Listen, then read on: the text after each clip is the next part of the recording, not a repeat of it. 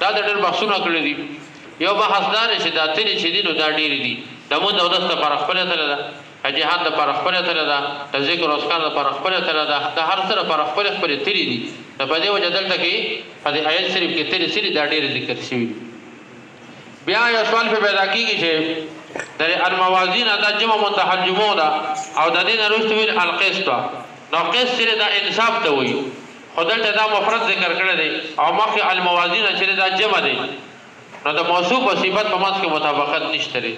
جواب دا دی چې القسط دا چې کوم دی دا مصدر دی او مصدر یو فرد مراد کېدی شي او آخري ټول افراد مراد کېدی شي نو دلته کې آخري افراد مراد دي یعنې تلې به قایمېږي او کمې تلې انصاف والا تلې به قایمېږي لیوم القیامت کې دا لام چې دا تعلیلی دی دلته مضاف محذوف دی اصل کې عبارت دا سره لحساب یوم القیامت رب کریم فرمایي